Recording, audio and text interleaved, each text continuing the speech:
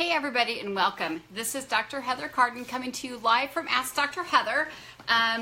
I feel like I've owed you a Facebook Live for a couple weeks now. There's been a tremendous amount going on and some stuff I'm super excited to share with you. So my mind has kind of been all over the place if you know me, and my physical body has been all over the place as well. A week ago, I actually got an invitation to go to Hong Kong to talk about ketones. I absolutely said yes. My husband and I jumped on a plane, flew 27 hours, landed in Hong Kong, met amazing people, shared the ketone conversation, left on Tuesday, landed in Dallas on Tuesday, and showed up and helped with Operation Torrent, which is a documentary about PTSD, TBI, veteran suicide, 22 a day. I flew back Wednesday night, worked at my clinic Thursday, and then Thursday afternoon and Friday, I attended the ADHD KC organization conference, which was 2 days. So I've got a lot to talk about. I want to thank everyone for joining me. If you are brand new to Ask Dr. Heather, my goal with my blog and my Facebook page is to help answer questions that you have about your own health, maybe someone you care about's health,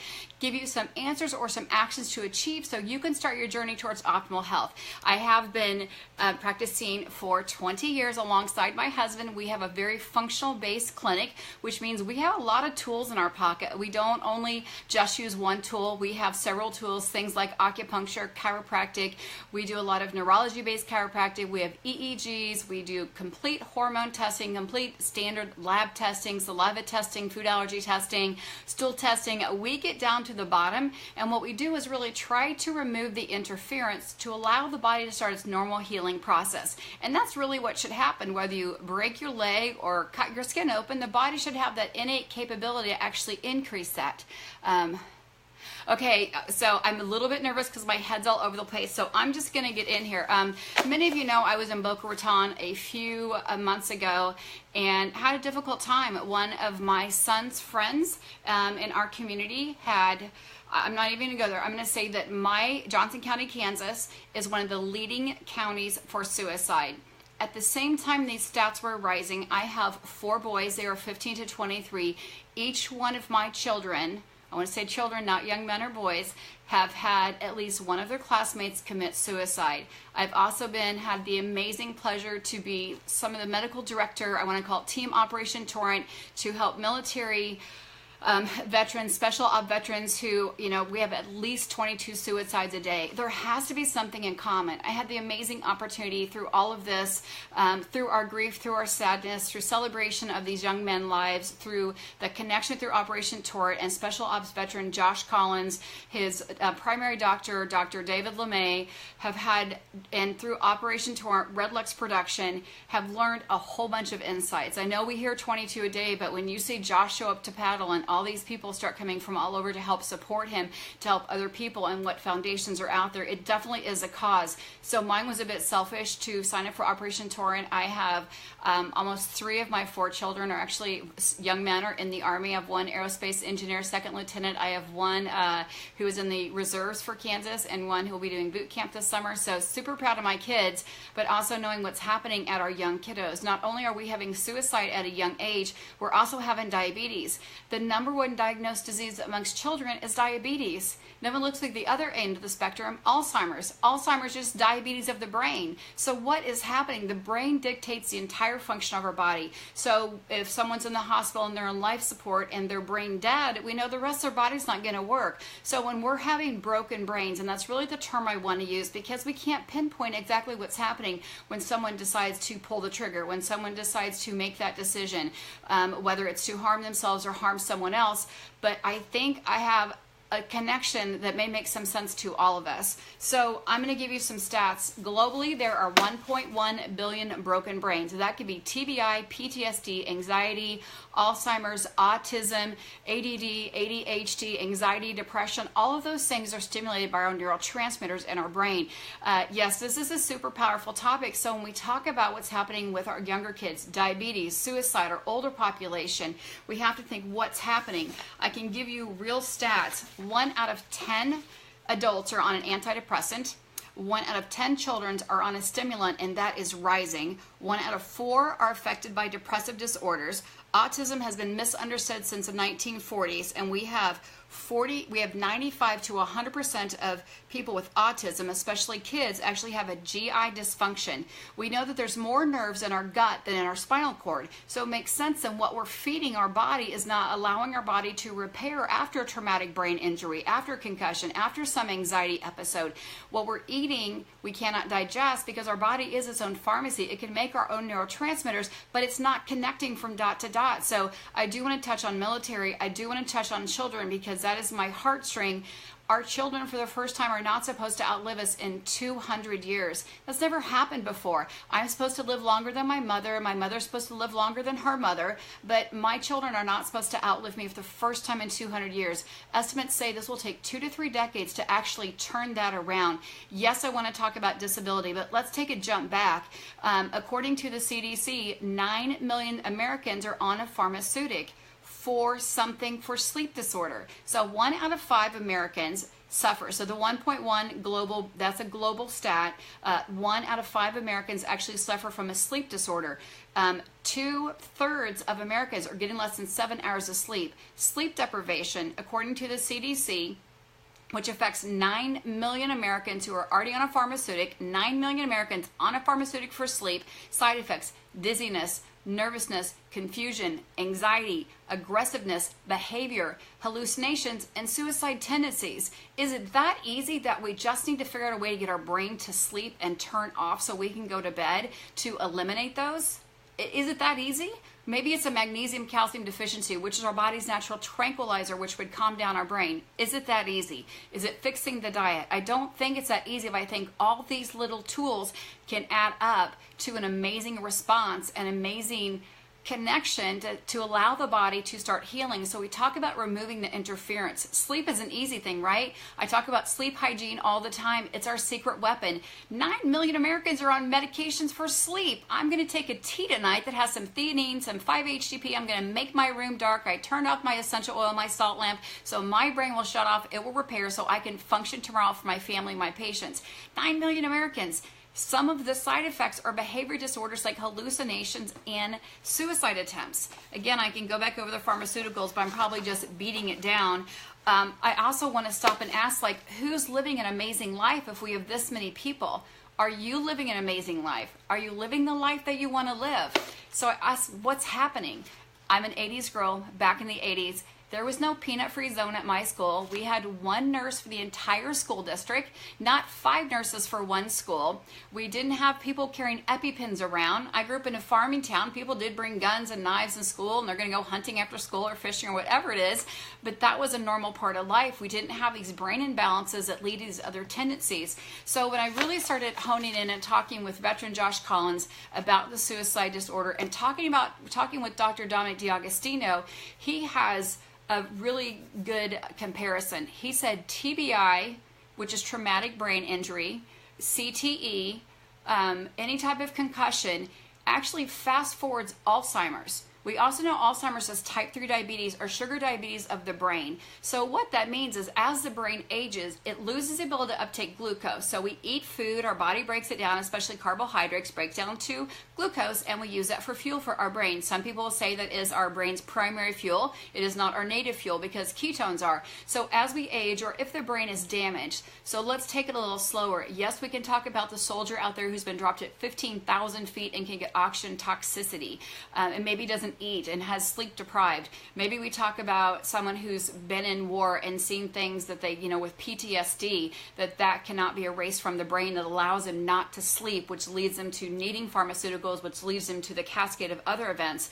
What if it's that, and I had a kiddo who always had a goose egg on his head, sorry about the light. What if it is that constant falling down of a toddler? What if is that your 10-year-old's a superstar playing soccer and they're doing headers all the time? What if your daughter's an amazing gymnast and she's fallen off the beam, or she's done some back handspring, or she's fallen from a stunt?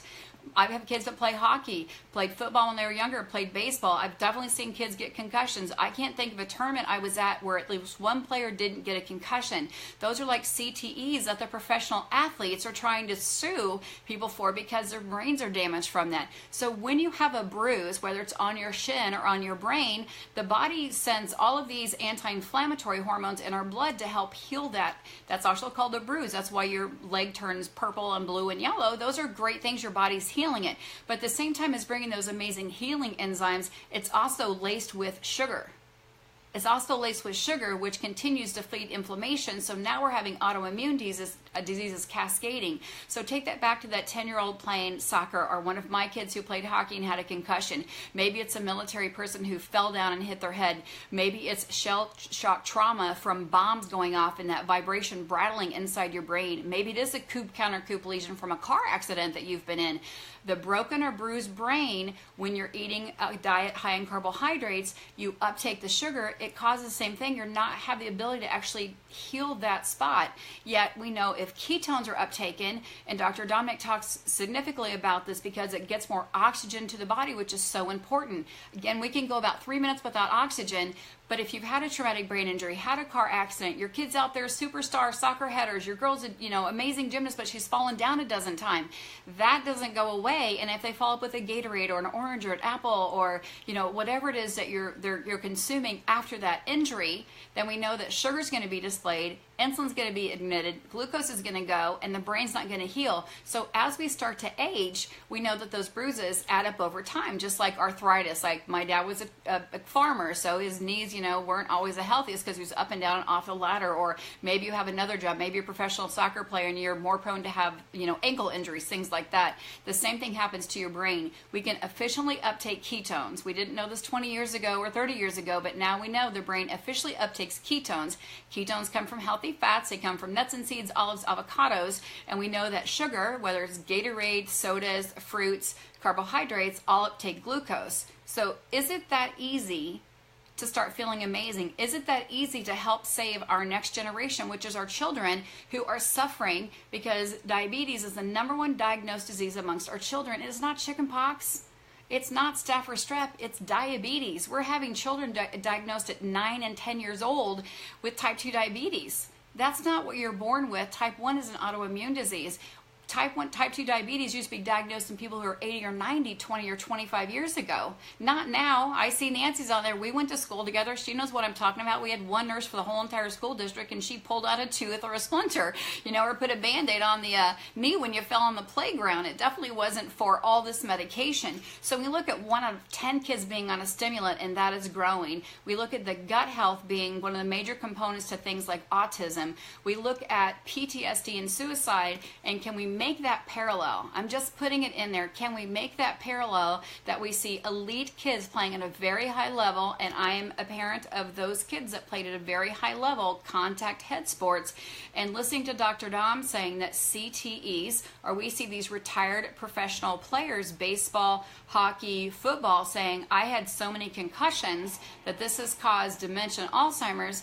Well, now we know that in those I know back in those days when people are our age, 50 and 60 and 70, they weren't playing elite sports at 10 years old and traveling all over the quad states to actually play elite sports. But now we know that's different. It's a different time. Sports are different. They're getting involved in sports earlier. So could that be the leading cause to the anxiety, the depression, the suicide rate that's happening with our children? I mean, could it be? That's all I'm saying. I haven't written a paper. I haven't done research. I'm definitely passionate about trying to drive this mission. So once we identify what the potential causes or interferences could be, that's when we can start making a difference. So if we know sugar's bad for the brain, we can cut that out, right? Don't have a Gatorade. Have water instead. Have a green juice instead. You don't have to have the Gatorade or soda afterwards. And I read a good report today that said, ADHD is not caused from a Ritalin deficiency. It's caused from an imbalance of the brain. And this is a true story. When the brain is bruised, the sugar uptake or the glucose transport doesn't work as efficiently. So when a kiddo has a concussion, they can't remember their name, their locker combination, they can't remember that immediate recall because they're not getting what they need to the brain. Well, if we're feeding them with healthy fats, trail nuts before a practice, bacon for breakfast, things like that, not cereal, then the body has those healthy fats that actually carries more oxygen that we can give the brain to the body. So I am all over the place, I know, but I want to make it a super easy parallel because I see so many people suffering suffering every day with anxiety and depression. I see people mourning the loss of military family not coming home, or parents my age losing their children for some unknown cause. I can identify all those children that have been elite athletes. They've played sports at a very young age. So I'm not blaming anyone or pointing any fingers. I just want to bring awareness to, because we want the why answer, right? Sometimes we don't always know what the why is with depression or anxiety, but we know that does have a tendency to lead to suicide. We also know that medications can lead to suicide. Antidepressant medications deplete your body of CoQ10, which depletes your heart and can cause heart issues and make low energy. It also depletes you of B2, which is important for your immune system. So once you start taking pharmaceutics, and there's definitely a place for them, don't hear me wrong, there definitely is a place for them, but there's also a price that you pay. So I guess really what I want to bring about is I want you to be your own advocate. I want you to take a closer look at the health of you and your family and what you're doing. What's happened in the last 2 decades. I'm trying to read these, Kathy. I've got a new light on. And I'm right with you. So I have asked Dr. Teresa Connington, who is one of the leading experts in the Kansas City area. She owns the largest responsive center, which is a large mental health outpatient clinic issue. She has over 24 therapists in her office. She's going to join me on Friday. She couldn't do it today. She sees clients because she sees kiddos after school till after 9. I'm going to ask her what she thinks going on. I can take a step back and say, we're not feeding our body right. Our thyroids are a mess, which is causing some of this anxiety and depression. We're deficient in calcium, magnesium, which is our body's natural tranquilizer. We're not eating the foods for our body to be its own pharmacy. We're inducing lifestyle stress. We have these phones, we have TVs, we're playing video games. Or is it as simple as it's not the video games, it's not all the blue lights, as simple as it's the repetitive trauma to the head? Is it that simple? And then we talk about PTSD for soldiers seeing their friends lost. How are these kiddos handling and parents handling losing their children for unknown causes? Could it be that simple? I know that as my kids played hockey, we definitely moved up the age from checking from 10 to 12, which is very important because our spine ossifies at different ages at different times. So I just really wanted to, I'm looking at my notes because I made 5 pages of notes and I wanted to be super direct and not be confusing as I usually am and kind of bring it all home. But I just want to ask, what's happening? And I don't have all the answers, but I want to just make you think, could it be? Could it be a little more sleep? Because again, we talk about sleep and sleep medications. 9 million people are on sleep medications in America, and it leads to suicide tendencies and hallucinations. That's not to be confused with schizophrenia, which is a different problem with the brain, but we can know this as a side effect. Is it just simply sleep? Is it wearing helmets and mouth guards? I see kids all over my neighborhood. It's not cool anymore to wear helmets. I see my neighbor across the street is an Ironman. He always has a helmet on. He always has protection on. Roller derby people have protection on. Why are the kiddos not wearing protection? Why not? Why is it just not cool enough to wear a helmet when you're 10 or 12? It's a parent's responsibility is what I'm going to say, to make sure that your kids, if he's rolling, he's got a helmet or some shoulder pads on. I think kids ought to have a helmet on a trampoline too, but I'm not going to go all over that thing. But I do want to thank you guys for joining me tonight. I do want to hear from you. If you think I'm totally wrong, please tell me. Give me a clinical article that says this is not the truth, this is not how it is, this is not how our body works. But if it's something that's kind of ringing a bell going, you know what, this kind of makes sense to me.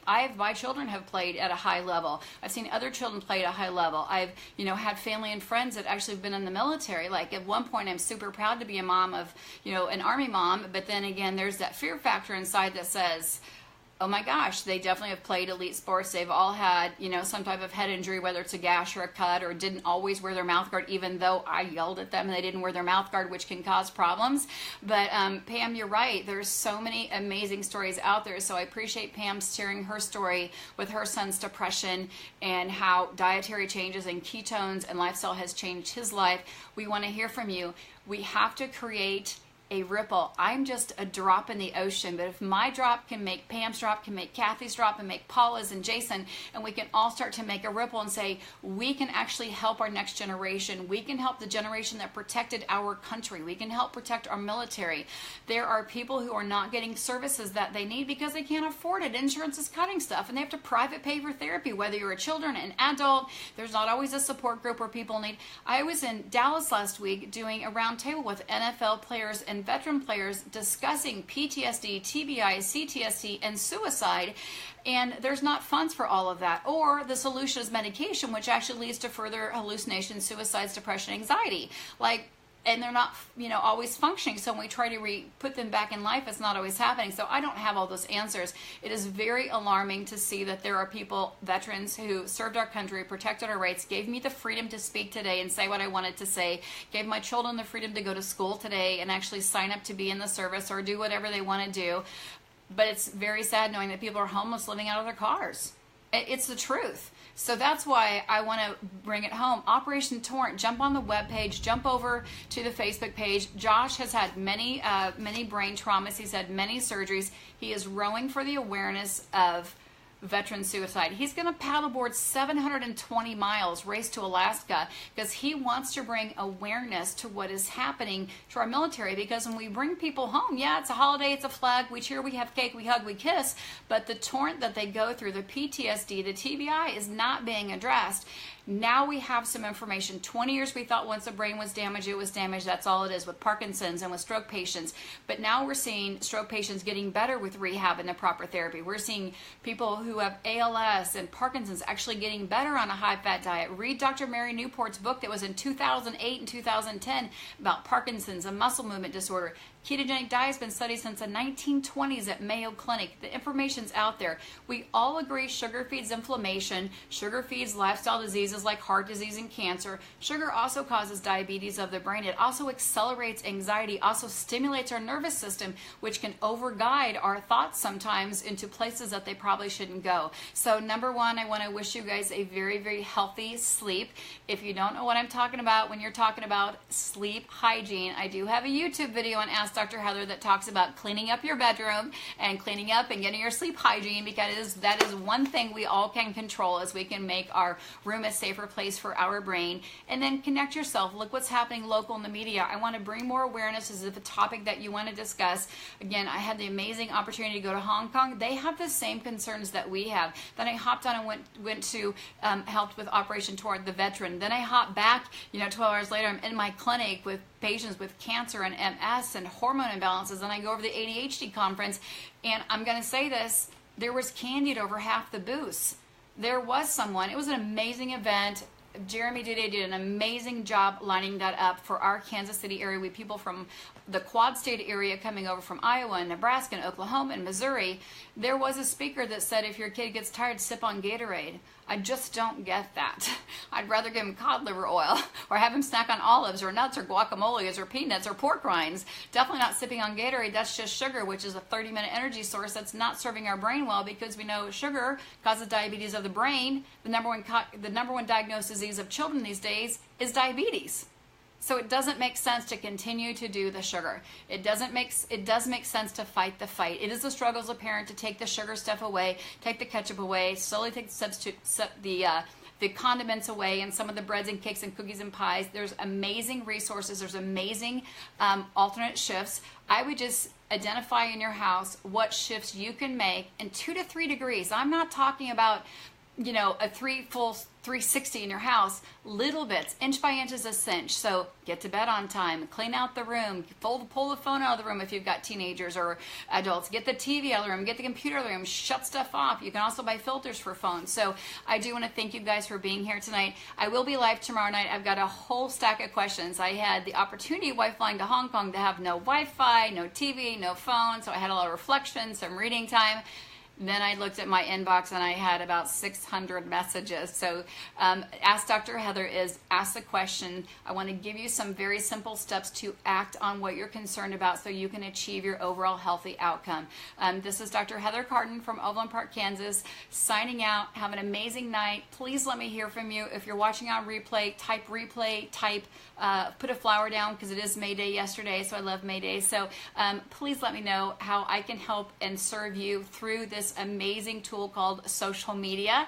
And again, I'm not here to be beat up or be ridiculed. I'm just here to share what's going on. I'm here to share my heart and what I hear from other people every single day. I'm not sharing clinical information, just what we hear every day in the media, what I experience in my own life and what I experience through my patient's eyes and my friend's eyes. And thank you guys for all the hearts. That's so sweet. And I hope that I brought a little bit of value and given you a little bit more oomph to go out there and fight those fights, which is getting rid of the candy, turning off the Snapchat, making your kids wear helmets when they're out playing a sport. Your family, you're out there playing a sport, make sure they do that, and slowly make those kitchen changes. You can't do it all at one time. I'm not expecting that, but inch by inch is a cinch. Remove the easiest interferences first, right? So when you're doing a math problem on a page, you solve the easy ones first and work to the hard ones.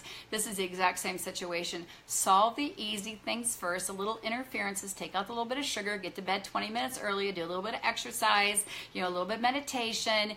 Go to your doctor, have your calcium, magnesium, and vitamin D checked. Those are simple things that you can do. Google, be a pessimist, see what you can do to get going. I do have a lot of videos on Ask Dr. Heather on the YouTube channel. Also on my blog, I have a lot of clinical data there, over 1,000 recipes for free. Go check them out. AskDrHeather.net. Again, I want to thank you guys for being on here. The hearts keep making me chat more. So I'm going to be done chatting. Have a great evening. I look forward to hearing from you all soon. And let me know what I can help you understand better about your health or someone you care about.